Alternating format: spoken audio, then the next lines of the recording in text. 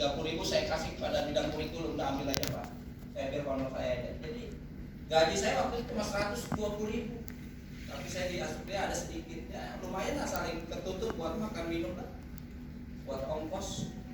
Ya. Nah tahun 97 baru saya pindah lagi, baru berkarir di Kota Tanggerang 2 tahun. Itu dibantu sama Pak Muhammad Arif, jadi SK-nya dipindahin pas 2 tahun. Dan luar biasa, itu cerita sepintas. Dan saya tuh mau Pratama, jadi guru di Asupria, ngajar di SMP 17, jadi wakasek di Asupria. Tahun 2000 saya diangkat jadi kepala sekolah SMA Asupria. Ya, umur saya masih 31 kalau nggak salah pada saat itu. Umur 31 saya jadi kepala SMA Asupria. Nah, di tahun 2004 saya mundur karena saya diangkat jadi wakasek bidang kurikulum di SMP 17. Nah, mulai 2004, 2008 nya saya diangkat jadi kepala sekolah SMP 22. 2008, 2012 saya jadi kasih masuk. 2008, 2012 jadi kasih, 2016 jadi kabit. 2019 jadi sekretaris dan sampai sekarang jadi kepala. Itu artinya kalau kita ngomongin sukses, kata kuncinya adalah ikhlas.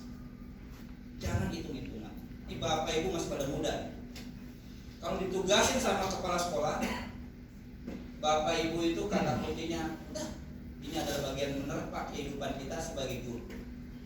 Laksanain aja. Ini kan kadang-kadang banyak pada daerah sini tempat lain. Nanya dulu, ini ada duitnya nggak? Itu dapat cuma duitnya aja, ikhlasnya kan. Dan saya nggak pernah tuh cita-cita jadi kepala dinas. Di otak saya kayaknya nggak nyambung deh.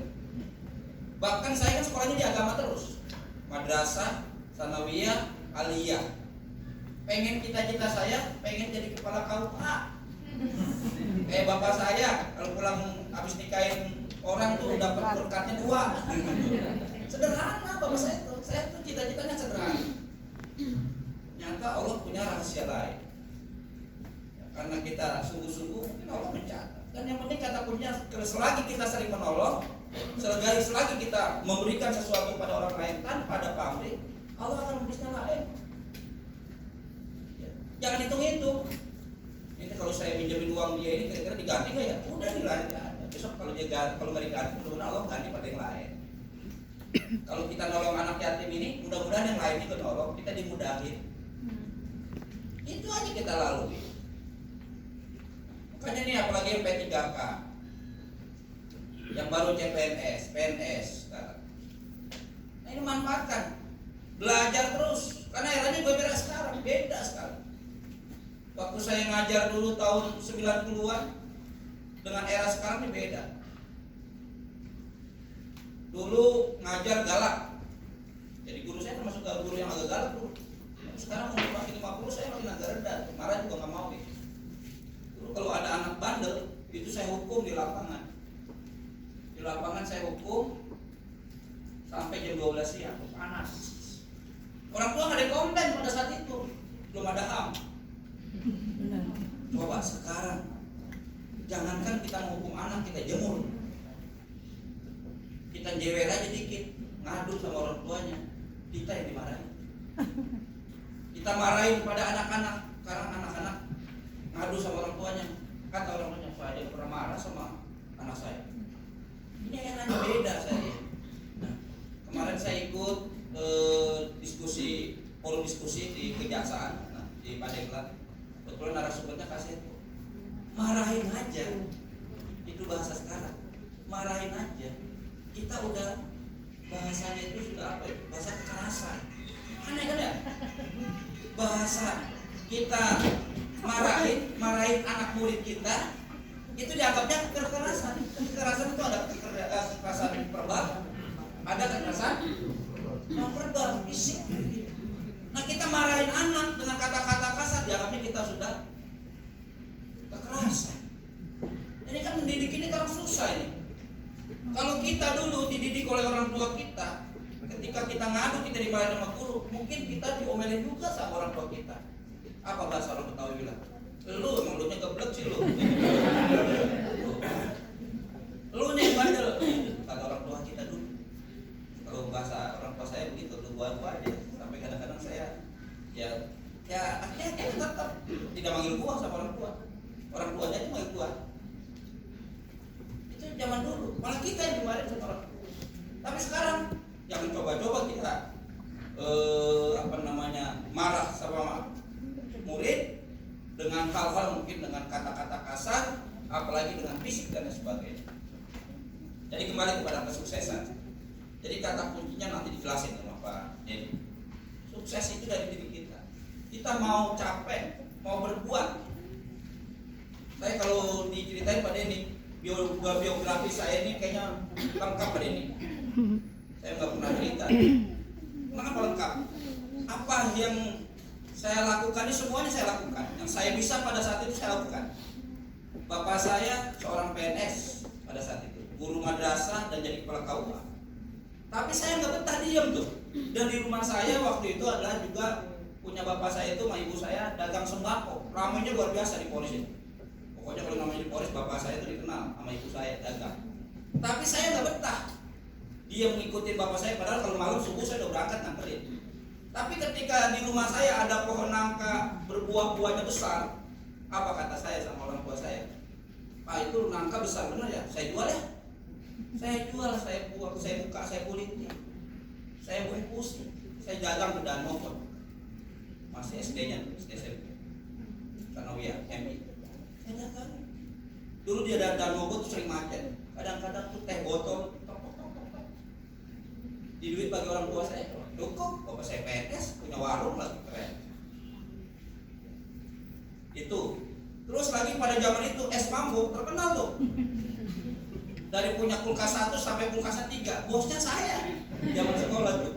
Orang pada ngambil kampung yang bahas ini ngambil saya. Makanya kalau tanya, kenapa Pak Jamal nggak kenal orang situ? Padahal jauh dongkal tuh. Tapi ngambilnya ke tempat saya zaman itu. Apalagi orang, saya dari dagang koran tuh di Sanawiyah, anterin tuh koran ke langganan. Besok duitnya datang. Dari tukang koran jadi bos koran saya pernah. Makanya saya tuh tahu yang namanya harmoni. Ngambil koran tuh di harmoni. Di harmoni itu saya bawa misalnya dari mana. Anak buah saya banyak. Jadi pernah jadi bos koran, pernah jadi bos es, pernah punya dealer tuh. Padahal saya guru tuh, udah jadi guru aja saya punya dealer. Saya nggak punya diem. Makanya di asup dia tuh tahu tuh. Saya pengen punya mobil saat itu. Di asup dia, padahal saya udah jadi kepala sekolah, padahal nggak tahu. Di asup dia itu kan banyak orang tua yang lumayan. Saya pikir saya nggak punya mobil awalnya masuk Pratama. Ada anak buah saya Pak Nasrul, guru komputer. Nasrul, saya ngambil mobil sini jadi sopir ya. Ini saya diam gitu. Tahu jadi angkutan. Jadi pagi-pagi jam 6 sebelum saya ngajar, itu saya anterin tuh anak murid 10 orang tuh. Saya jemputin satu-satu. Nah, Nasrul sorenya jam 12 jam 1 siangnya dia yang ngambilin. Itu buat ngedit mobil sebulan 1,5 juta. Pengen punya mobil tuh di tahun di bawah tahun 2000-an lah. Sampai begitu, itulah yang namanya nggak pernah hitungan waktu, nggak pernah hitungan capek gitu. Jadi kalau anak sekarang nih disuruh sama orang tua beli depan Indomaret di depan, tolong beliin bapak ini dong, apa kata dia? Ya udah malas bapak aja lah. Sekarang anak sekarang kalau mau makan aja di rumah tuh makanan banyak, yang dia minta apa? Gojek. Bapak bisa nyimpulkan yang dimaksud sukses nanti, bapak sendiri yang nyimpulin. Nah, sekarang ini beda ya dengan dulu. Kalau yang namanya capek, apalagi saya masih zaman kecilnya sekali, orang tua nyari sama nenek saya suruh nyari kayu kemana-mana, itu tuh nggak aneh. Anak sekarang mau nggak? Nggak mau. Saya kadang-kadang berpikir sebagai kepala dinas, ini kok anak sekarang ini apakah mungkin zamannya berbeda, situasinya berbeda, eranya berbeda, pergeseran nilai seperti apa yang berbeda, sehingga luar biasa. Saya ngobrol sama Bang Jabar, lihat ininya pimpinan Bang Jabar Pak Bustomi yang saya dekat. Pak, saya ngelihat banyak guru-guru sekarang ini, saya ngomongin guru banyak guru yang saya keluhkan. Ini guru-guru kok tidak seperti zaman saya dulu jadi guru ya. Kalau zaman saya jadi guru itu tidak pernah itu hitungan waktu. Berangkat jam 6, pulang jam 6, kadang-kadang sampai malam begadang nongkrongin soal. Pastinya ingat zaman Tanas nginepin sampai 3-4 hari soal hidupin. Kita nongkrong Pak Pratama supaya soal gak bocor. Sampai begitu. Sekarang anak sekarang apa kata Pak Bustomi saya ngomong gitu, Pak Jamal, ini saya di bank sekarang Ini saya lagi misalnya kan tes, udah dites buat anak sekarang, suruh kerja, misalnya kerjanya salah, saya omelin, besok minta berhenti kerja mah. Jadi nggak tahan bantingan kata dia. Kalau dulu yang namanya diomelin, ya udah diomelin aja, kerja lagi, gitu kata dia kosong. Artinya ini tugas kita. Bagaimana mengembalikan situasi dan kondisi dulu kembali lagi sekarang. Siswa harus mandiri, siswa harus prihatin, siswa harus tanggung jawab, kreatif, inovatif, makanya belajar Pancasila. Gimana tugas Bapak Ibu? Dulu makanya sekarang dengan adanya pramuka saya senang tuh. Kalau kemarin COVID 2 tahun nggak ada pramuka ada ya. Dengan pramuka saya setuju. Karena pramuka itu semuanya ada. Dasar dharma pramuka di dalamnya ada semua itu. Nggak ada yang nggak ada. Semuanya ada. Takwa sama Tuhan ada. Cintain alam ada. Hormat pada orang tua ada. Mandiri ada. Tanggung jawab ada, semuanya ada. Makanya kalau misalnya digembleng pramuka, mudah-mudahan sih di SMP 30 tidak cengeng orang tuanya. Kadang-kadang diajak camping, white game, ya kan? Yang juga kadang-kadang di jalan jauh, orang tuanya nggak komplain, mudah-mudahan. Makanya saya kenapa sih ada yang namanya Sabtu bermutu, itu ada parenting, tanggung jawab orang tua. Sampai dari guru-guru tuh bahwa tanggung jawab orang tua itu apa di rumah, tanggung jawab guru tuh apa, sampai sehingga jangan cengeng orang tua kita. Ini orang tuanya juga cengeng.